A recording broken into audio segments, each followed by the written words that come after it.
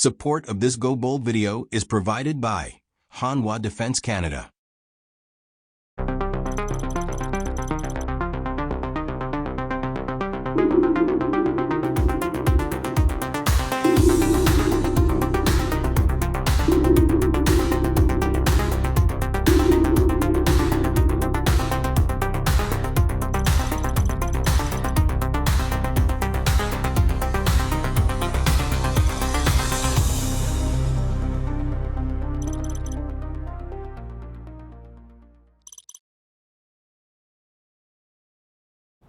Hey everybody, welcome to Go Bold. My name is Jody Atariwala and I'm your host. And today we are at Canadian Forces Base Esquimalt, and I'm joined with Vice-Admiral Angus Topshee, the commander of the Royal Canadian Navy.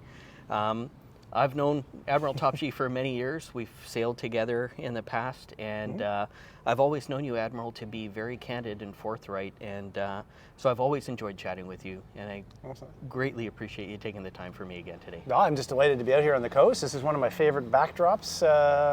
We've got Fort Rod Hill and Fisgard Lighthouse just across the way there, and the great base of CFB Esquimalt Dockyard. It's a beautiful place. You were the formation commander out here, yeah. So I'm happy to welcome you back to Esquimalt. Awesome, excellent.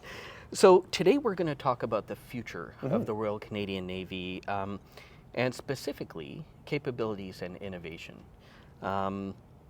Canada is in a much more difficult security situation than it has been in many decades. I just heard you speak about the West Coast having been attacked here long ago. And now Canada needs to grapple with the potential of that happening again. So what are you seeing from armed conflicts around the world, and what threat vectors are you tracking? Because I think that'll help, set the table for this discussion. Yeah, I think sometimes we forget the history that's around us. And what really struck me this morning is that we were sitting on a gunnery emplacement that was literally designed to defend the harbor, right across from Fort Rod Hill, which was designed to defend the harbor. And every major point of land around Constance Bank, so in the Greater Victoria area, is actually military land. It all began as part of the defensive structure to protect the harbor that was here, and not Victoria, the military naval base. Right.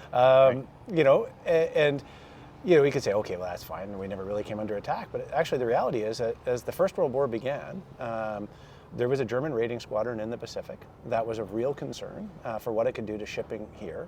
And so there were two responses. One, even before the war began, the British Columbia government discovered that there were two submarines that had been built in Seattle, CC-1 and CC-2, that they bought. The BC government bought those submarines. They crossed the border and were delivered to Canada, delivered to the BC government. Right. The government of Canada found out, wasn't so thrilled, because pretty much under the Constitution, not a provincial role and responsibility, so they got handed over to the Royal Canadian Navy quite quickly. Right. And brought into service. And those were our first submarines. And the whole purpose of those was to protect against the fear of German raiding squadrons. When the war began, HMCS Rainbow, which was one of only two ships that we had, an old and quite obsolescent cruiser, sailed to go find those German cruisers, and it would not have ended well for Rainbow had they found them. But fortunately, the German squadron stayed south and was eventually destroyed when they went back around Cape Horn at the Battle of the Falkland Islands later on. But that's not the only time that the West Coast has been threatened. In the Second World War, the Japanese military, we forget that they actually invaded and conquered some of the U.S. Aleutian Islands. Right. And they delivered some bombs and some rather ineffectual gunnery from submarines onto the BC coast. Fortunately ineffectual, fortunately never sustained, but the reality was that an adversary came into our waters and threatened people, Canadians ashore here. And I think as we reflect on the world of today, we no longer have the certainty that we are free from those threats, that the oceans that we've enjoyed around us, which are a source of prosperity for us, are also an avenue for an adversary to come if we don't have a strong Navy to protect them. And so I think it's important that we understand the environment today, and that we're ready to do what I think every Canadian expects us to do. Know everything that's happening on and under the waters that surround Canada, and be prepared to respond to ensure that we control what happens in those waters. And what are you tracking in terms of threats? What concerns you most? What keeps you up at night? So the most obvious threat is Russia. Their illegal and unprovoked invasion of Ukraine indicates that they have no interest in following the rules-based international order or the normal norms that we don't resolve our disputes through full-scale offensive wars. So Russia clearly, and they have a tremendous amount of capability in their submarine fleet for all of the challenges that their Navy has faced, and there are many, from some chronic underfunding and poor performance. Their submarine force remains world-leading and is a significant threat, especially with the modern weapon systems that they have on their submarines. Their long-range aircraft as well, which routinely challenge our air defense identification zone here and in the U.S. as well. And then there's China, which I would say is high up on the list of potential adversaries. It's one where the more we sort of treat them as an enemy, the more likely we are to create a self-fulfilling prophecy. But if we don't take them seriously, then they, as they've shown by kidnapping some of our citizens, we stand at risk of not being able to protect our interests. And so we need to be able to demonstrate that we can deter any potential threat from China, and hope that they see that this is not a zero-sum game. We can all win if we do what we've done for 80 years since the Second World War, which is leverage a global free trade regime, by and large, free trade around the world to enhance human prosperity. So I think as long as the seas stay free and we allow that free flow of commerce, I think we could be in a good place. Yeah. So what does all this now mean for the Royal Canadian Navy moving forward? To me, it speaks about, well, the Navy is currently in a process of rejuvenation, recapitalization, but I would argue that the Canadian Armed Forces in general has been a slow adopter of new and emerging technologies, and there could be a number of reasons for that. But I want to ask your thoughts on,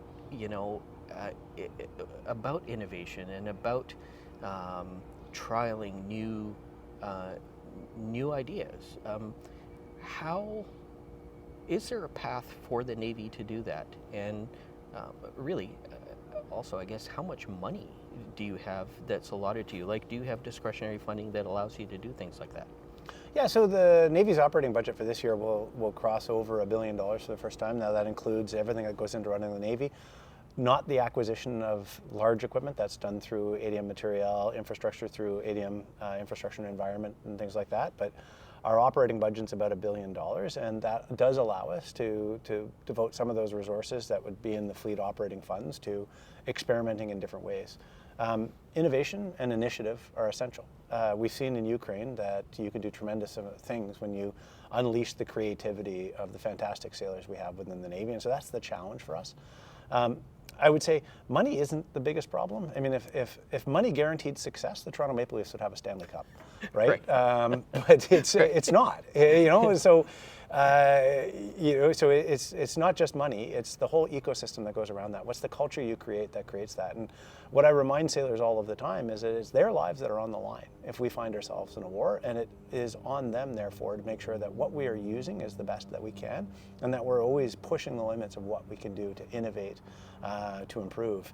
Our procurement system has historically been very competitive, very resource constrained, and so we've engineered a system where every procurement has to be the answer to all problems, because we'll get one shot at it, and if it doesn't solve everything, then we're never going to have that we're going to miss a capability. Right. That's not the path anymore. The government's made a strong commitment to invest in Canadian defense. The Prime Minister has been absolutely clear. So money isn't the object. We've got to use it well. So I'm now interested in what's the minimum viable military product that we can pursue? What's something that's going to be better than what we have now that we will then bring into service and iterate upon and develop? And some of those things may not succeed. Some of those things may succeed better than we expected. Some of them may force us to change the way we were going to go about and do business. And so we've got to be open to different ideas. You go back to the time that the submarines were delivered to Canada 111 years ago.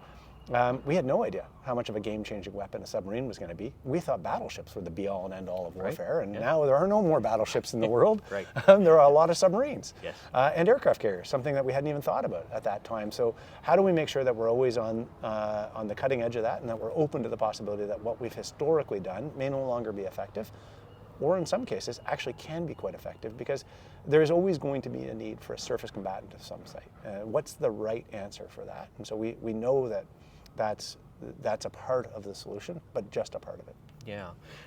You mentioned Ukraine and how innovative they've been. I agree.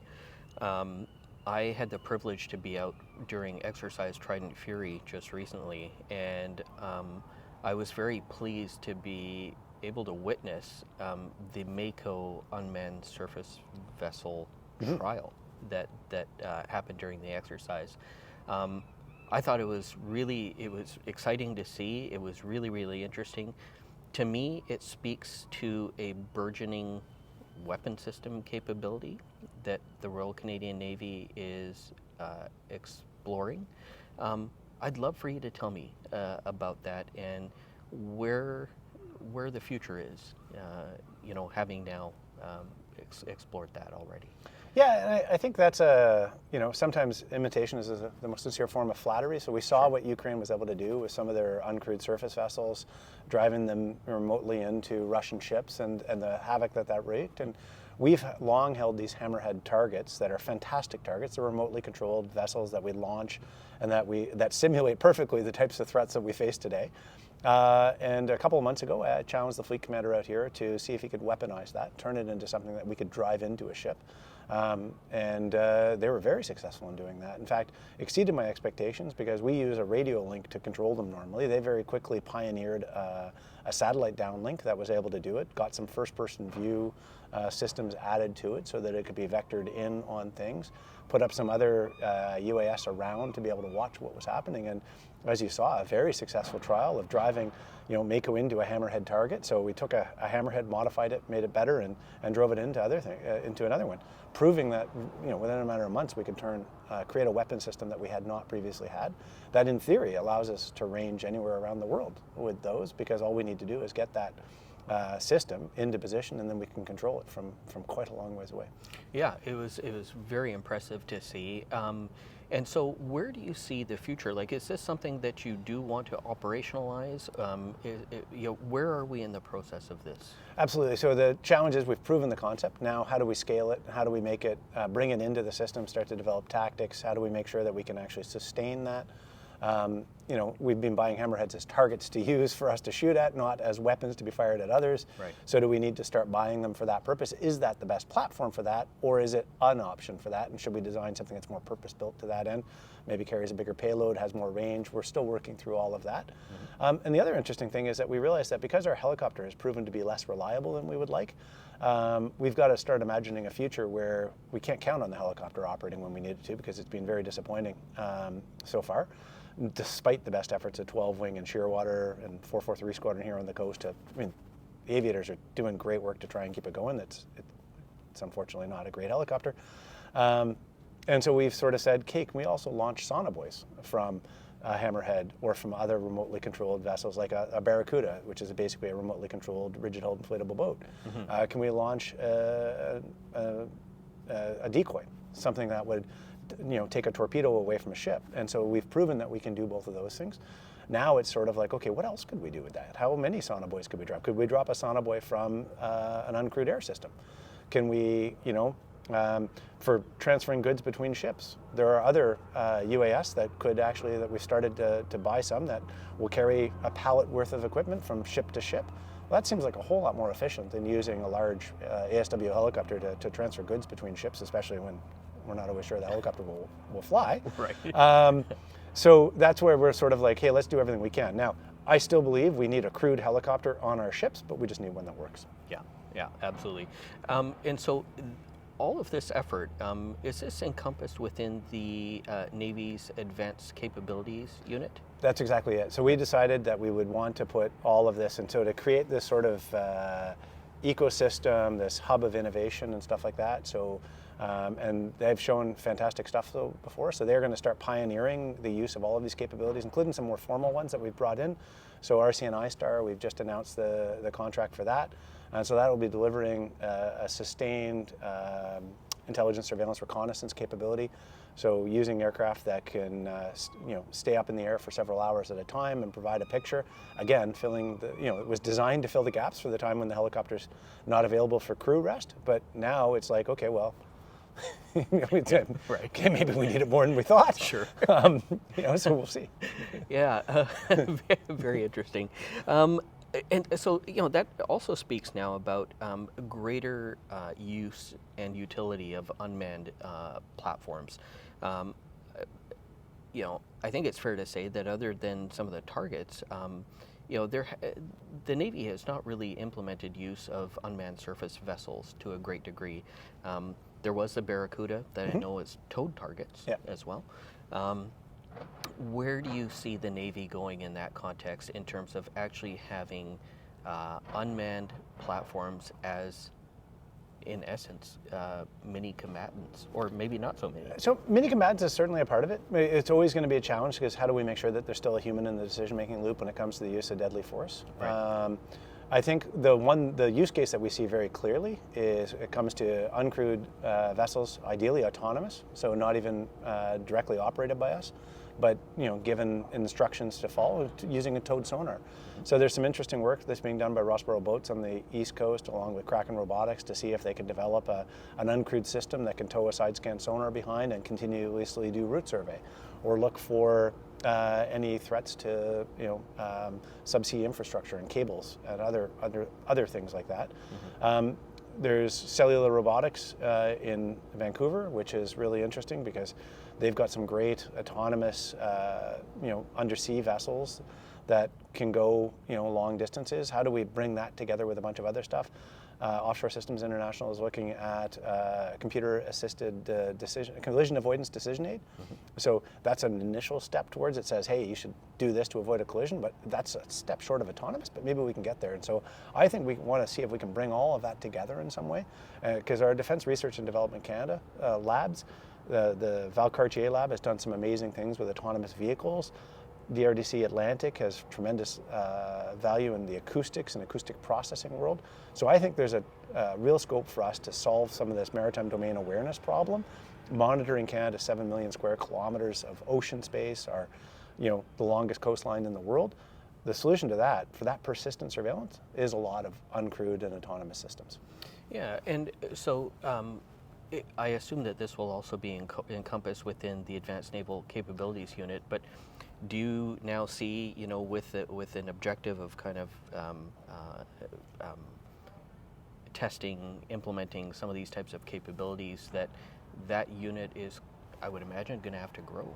So they're definitely a hub for innovation, but if, once that we get to the place where we're using the systems to deliver that maritime domain awareness on a persistent basis, it's probably going to transfer out of that and into something else. But it is one of the points that's worth remembering is that when we talk about a lot of these uncrewed systems, everybody thinks, oh, that's great, you're not going to need as many people. I'm like, you still need the people to get it ready to go, to put it into the water, to recover it back from the water, to monitor it in operations. So it depends if it's remotely operated or a truly autonomous. But either way, someone is making sure it's doing what it's supposed to be doing, and then monitoring for issues, providing the sustainment. So there's still people involved in all of this.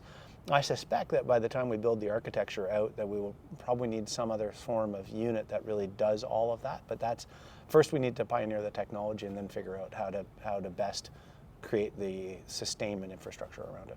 Very interesting.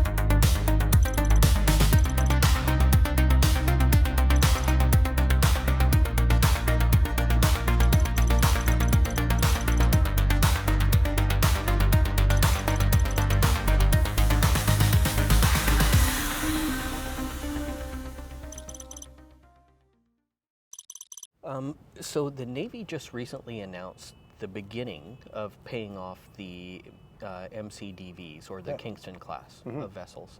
And I believe that now there's a program to replace that capability, or that class of ship. And if I have the name correct, it's the Canadian Continental Defense Corvette. Again, during Trident Fury, it was a lovely opportunity to see a number of different things, including the Mexican Navy was up here participating for the first time, and they came up with their flagship Benito Juarez, which is a lovely ship, in essence a light frigate, and had all of the same capabilities as the Halifax class really does: torpedoes, ESSM, harpoon missiles, 57 millimeter, same type of radars. Yeah. Very impressive. I'm mentioning that because I think a lot of people are probably going to be surprised, and I don't want to put words in your mouth, Admiral, but are probably going to be surprised to hear that this Corvette program is going to be a capability that's much greater than what the Kingston class was. Yeah, I mean, the Kingston class is not a warship. The Kingston class they're fantastic ships. They've done great work for the Navy. They've really allowed us to better understand undersea warfare, mine countermeasures, and all of that. And so replacing it is an interesting thing, because it's actually three different things that are going to replace it. So first of all, the capability it provides in terms of route survey, mine countermeasures, everything, exploiting and detecting threats under the water. That capability exists and will continue to exist. It's going to become platform agnostic. So it doesn't depend on the MCDVs. It will depend on whatever platform makes the most sense. In fact, we're going to start employing it off of the Harry DeWolf class, potentially off of Coast Guard ships, vessels of opportunity, because it's a capability that doesn't depend on a specific ship. Right. The second thing the the MCDVs did was they were great training vessels. They trained generations of sailors. Unfortunately, they've got a large crew. It's 45 people on board that ship. The crew is somewhere almost 30, meaning you really only got 15 dedicated trainees, whereas I've got Orca training vessels that have a crew of 4 and 20 trainees. That is a ratio I really like. So I need a training vessel that takes on that function. But as you know, the main purpose of a warship is potentially to fight. And the gap that we're looking at for the Continental Defense Corvette is the River-class destroyer is going to be an extremely capable warfighter, a classic destroyer capable of doing everything in the full spectrum of naval warfare. But it is a traditional warship in the sense that it's very thin-hulled, and it does not operate well in or near ice, because it has to, if it gets hit by anything more than a very small chunk of ice, it could potentially rip the side of the ship open. And so at night, or in any restricted visibility, it has to travel very slowly, because things that it cannot detect on any of its sensors can hurt that ship. Meanwhile, the Harry DeWolf class, great icebreakers, can go into the ice, but they've got a 25 millimeter cannon. We could put more weapons on them potentially down the road, but they're never intended to be a proper combatant. With the Continental Defense Corvette, we're looking for something that delivers about the combat capability of a Halifax class, ideally in a smaller package. It'd be great to get it down to around 3,000 tons, 100 meters in length, but with a bit of an ice capability. So something around a Polar Class 6, meaning it's not afraid of ice. It can go up to the ice edge. It's not an icebreaker. It's not going into the ice, but it can move at speed around ice. And anything that could really hurt it, it will be able to see with the sensors it's got, so it can move fast. And it's not got all of the combat power of a River-class destroyer, but it's definitely got a lot more than a Harry DeWolf class. It's got some real ASW. It's got some air defense for itself, bit of a strike capability and everything. Anti-surface capability. Mm-hmm. And so we're still working through exactly what that looks like, but it's an exciting idea that just fits that gap in between the Harry DeWolf and the River class. Do you foresee that class? Would it be, what kind of numbers are you looking for? I was going to say, would it be like a 1-for-1, for what the Kingston class was, but yeah. We're in the very early days right now, so it could be as few as 8, it could be as many as 20. That's sort of the ballpark we're looking at right now. That really, we need to do some more work to analyze our best fleet mix. So we've committed to a path of building 15 of the River-class destroyers. Is that the right answer? So we know we need to get 9 River-class destroyers by 2040 to replace the Halifax class, to be able to retire that. And that takes advantage of the fact that 9 does not replace 12, let alone the 4 Iroquois-class destroyers that we've already retired. Mm-hmm. But it does get us to the point where, at the early stages of its life, that's enough to get the Halifax class out to pasture, and make sure buys us the time to deliver the rest of the surface combatant fleet. I think the optimal mix is probably going to be 15 River-class destroyers and some number of Continental Defense Corvettes. But we'll see. By the time we get to 2040, the world may have changed again, and maybe there's something else. Maybe the new thing is a drone ship. Instead of an aircraft carrier, it's something that is really designed around all sorts of air, surface, and subsurface uncrewed systems. Yeah, very exciting times for sure. Makes it a challenge for planning and Yep. for particularly with the procurement system the way that it is. But these are exciting problems to have. Now, you referenced the Arctic and offshore patrol vessels and how it's got the 25 millimeter cannon on it. How has that class performed thus far, and what potential do you see for it moving forward? Well, first of all, it's performed fantastically in terms of its ice-breaking capability. So it's breaking about 4.5 feet or 1.5 meters of ice. It's really impressive for its range. If in a pinch it could go all the way from Halifax to Victoria through the Northwest Passage on a single tank of gas. Be a bit nervous at the end of it, but it can do it if it needed to, Sure. which is really important in the north where there's not a lot of sustainment. Yep. It is proving to be really able to take on a whole host of different systems, different capabilities. It's performed brilliantly in the drug interdiction missions that we've been doing down in the Caribbean. William Hall just came back, having done 3 interdictions, over 1,500 kilograms of cocaine, a number of arrests. So we know it can do those roles. Margaret Brooks being down to Antarctica, proving that it can go from pole to pole. So very capable, very good ship. Because it's the newest ship in the fleet, it's the answer to every problem we have right now, which is challenging because there's only going to be 6 of them. Sure. And they're designed to go up in the Arctic, and Canadians will rightly expect at least 2 of them in the Arctic every year once we've got the full class in service. Right. So, that's why one of the things we know is we need the Continental Defense Corvette because we need numbers of ships to do more stuff. And so Harry DeWolf class, absolutely fantastic, but let's not forget, it's designed for northern operations first and foremost. That has to be its priority, which means that we need more ships to be able to allow it to continue to focus on that primary mission. Absolutely. And so, when I think of the AOPS, one of your colleagues here, Commodore, now Rear Admiral Dave Mazer, would always call, when speaking about the AOPS, he would call it akin to a pickup truck. That was his analogy. You just mentioned that there is potential to do more things with it. What are your thoughts about containerized weapon systems? Because it's got a big flight deck, it's got a quarter deck. There's things on the quarter deck, but they're not permanent. And so, with the advent of modularized systems, particularly weapon systems, I personally see that there is a path forward there. You mentioned it's not a combatant, but are you looking at the ability to have flexibility to serve in that role in extremis? Yeah, I think we need to explore what you can do with containerized weapon systems that you can put on board ships, and this is a part of our history. So when Protector sailed for the Gulf in 1991, it sailed with a Javelin detachment from the artillery, the Canadian Army's artillery, because that was the best short-range air defense. We bolted on a couple of Beauforts, we put Harpoon onto some of our old steamers. So we've proven that we have the ability to put extra weapons onto ships. Nowadays, there are solutions that come in containers, including something as complicated as an Evolved Sea Sparrow missile, ESSM. So is that the right answer? I would say we absolutely want to be experimenting in that space. And maybe not just for the Harry DeWolf class. Maybe there's a circumstance in which the Canadian Coast Guard needs to have the ability to defend itself against some of those threats.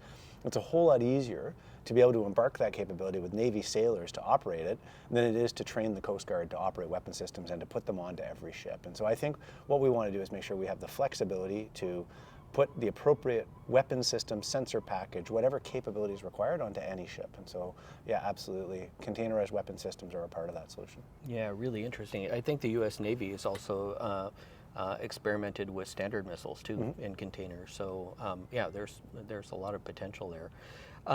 What are your thoughts? The AOPS is a large vessel, and so to me, again, it speaks about capacity.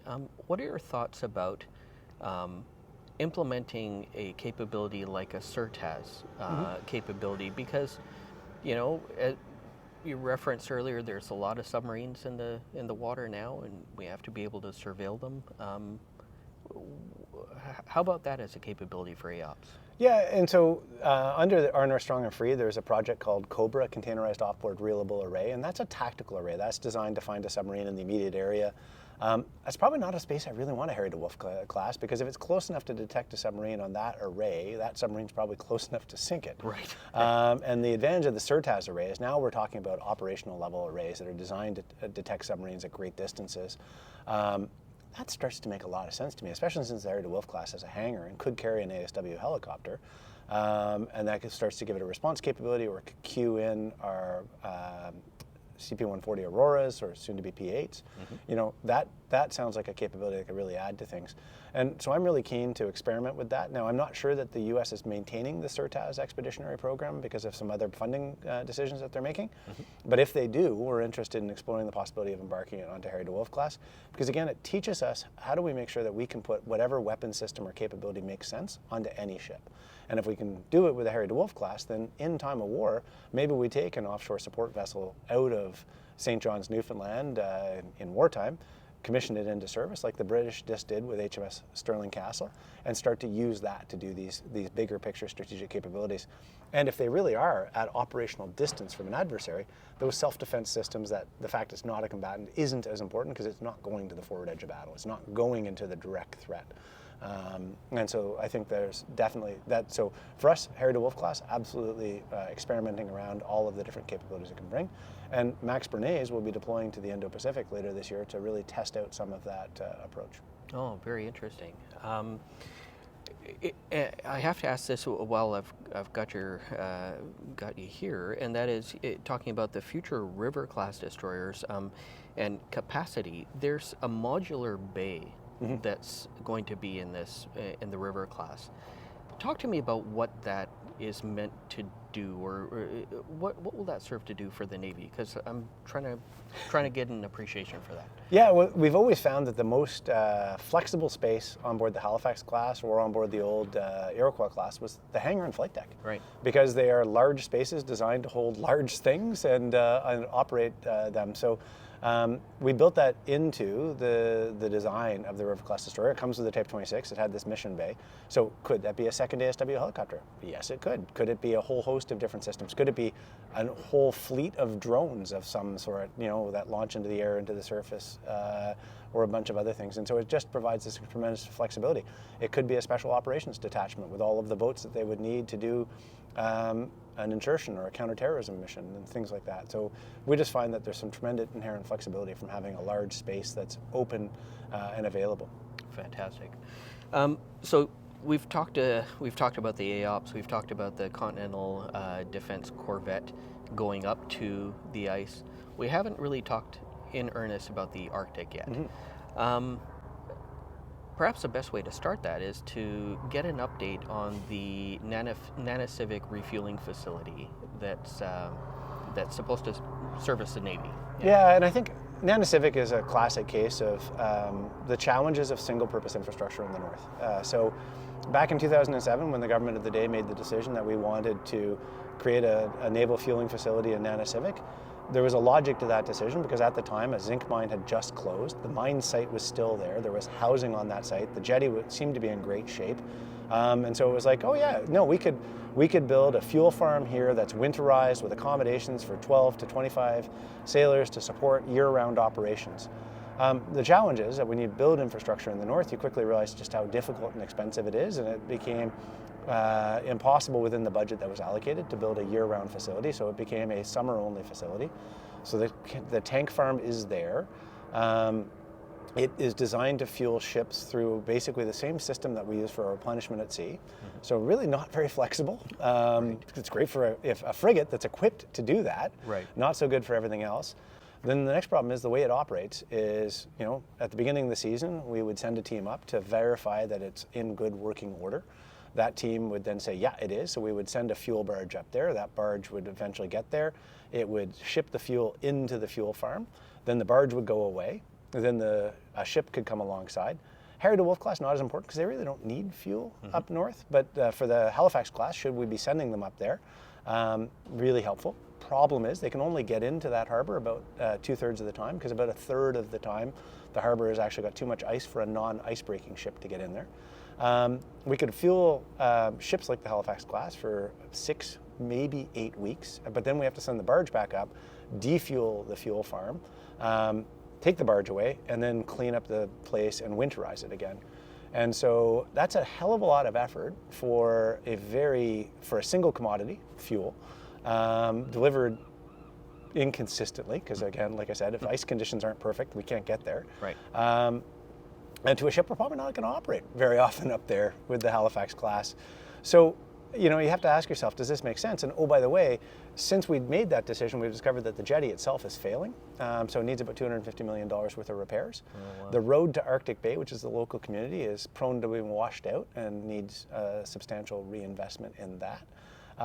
And meanwhile, there are other options in the north that could be leveraged through Northern Operational Support Hubs. Also, since the original decision, we built a deep water port in Iqaluit. So there's a jetty there where maybe it makes more sense to build a fuel farm there. That then supports the NORAD forward operating location. It provides a fuel reserve for the community that could be of great benefit if they are in an emergency. And it's a more accessible hub for the ships. Now, you still have to deal with 10-meter tides, but that's a more manageable problem than some of the other issues that we've seen with the Pacific. So overall, probably just highlights, if we're going to build infrastructure in the north, it needs to be for more than one purpose. And there's no one else who's interested in investing in the Pacific because it doesn't serve any user other than the Canadian Navy. The challenge with Iqaluit is and the challenge with all Arctic infrastructure in North America is the only ice-free port in the north, in North America, is in Nuuk in Greenland. The good news is that the Danes are very close allies and are happy for us to send our ships there. And so from my perspective, it makes far more sense to either use Nuuk as a refueling hub, or that barge that we talked about that was going to go up and fuel Pacific, let's just send that where we need it, as opposed to being tied to a single location. For sure. So there are other ways to solve this problem. There's also other sites up north, like the Baffinland Mary River mine, which is one of the richest iron ore deposits in the world, has a jetty with a fuel farm that's attached to it, or it could be arrangements under a Northern Operational Support Hub where we could leverage that facility to support our operations. Yes, it would cost money every time we needed to use it, but even if it cost us a couple $1 million every time we needed to get fuel, it's still cheaper than the $250 million just to repair the jetty. Like, that's a lot of fueling trips before we've reached the return on investment for the infrastructure investment. Right. So that's where I think we need to be smarter about it. But long term, as we look at it, the challenge is no matter what we do, even if you look at Churchill, any port in the Northern Arctic, even on the U.S. side, Nome is the closest viable deep water port up there, but it's already south of the Bering Strait. The U.S. Navy is putting a tremendous amount of money in it to dredge it and to make it more useful, but it's still going to be ice covered for big chunks of the year.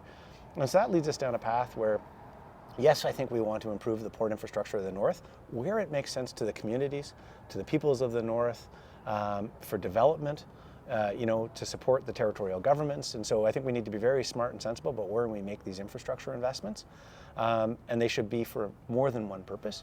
As far as understanding the challenge of sustaining operations in the north, the right answer may be, in fact, not to think about port infrastructure, but to think about mobile capabilities. And so one of the things we're starting to explore is this idea of a heavy icebreaker that is an amphibious ship. So looking at something like the Dutch Rotterdam class, so has a strong air component, has the ability to all the connectors to get material from the ship to shore, has the capacity to bring real supplies, something that can truly sustain an effort. So if you could imagine a circumstance where a small community in the north is under a threat of some sort, whether that's a natural event, a domestic emergency, a threat from externally, the ability to be able to break ice to get to that community and deliver sustained relief is something that I think we might want to give serious thought to developing.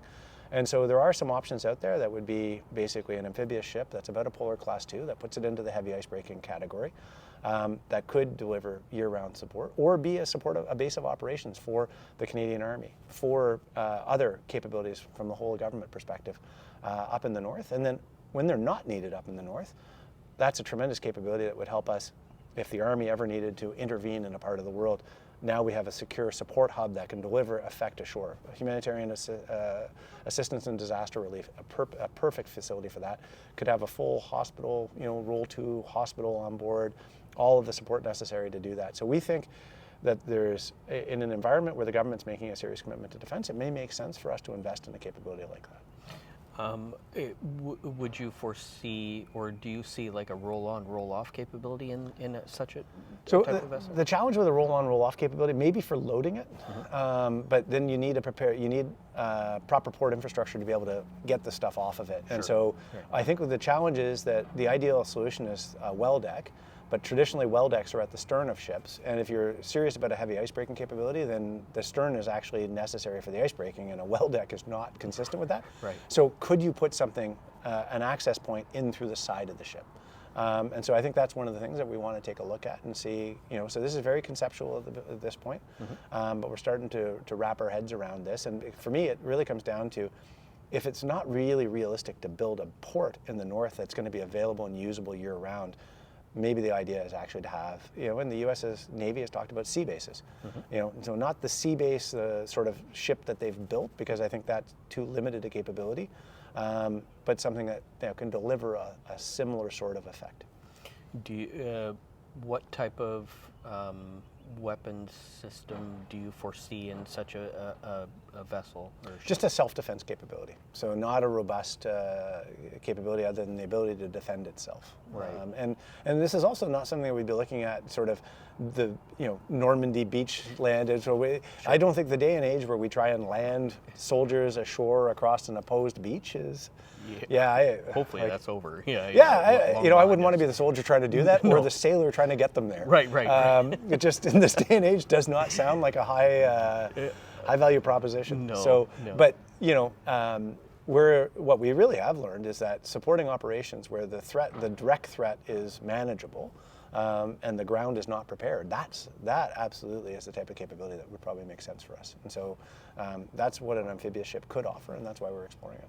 Well, the other aspect about that is, to me it speaks to a huge humanitarian assistance, disaster relief capability as well, just ready to go.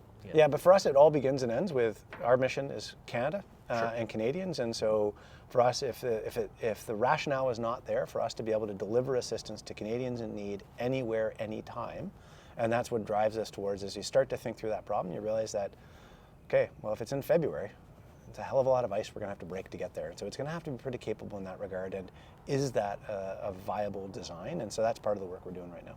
Yeah, fantastic. Do you have a notional kind of timeline you're looking at for this?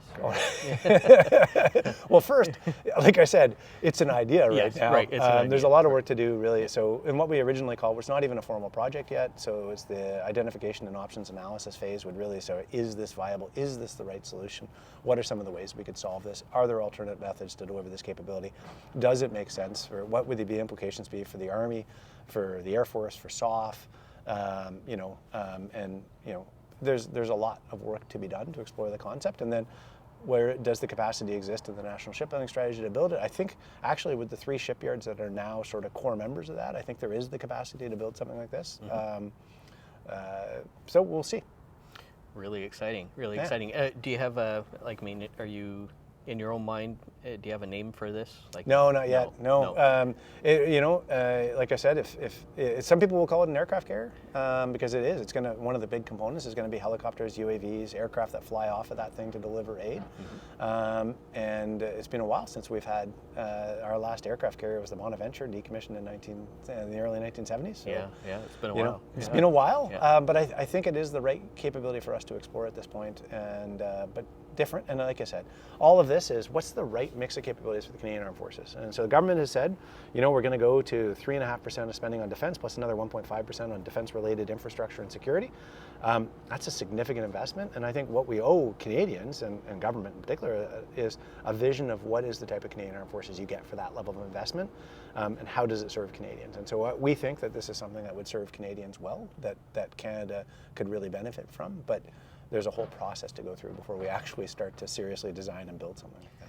Well, it's exciting times for sure, and you're leading the charge with the Navy, and I can't thank you enough for taking the time to speak with me again, Admiral.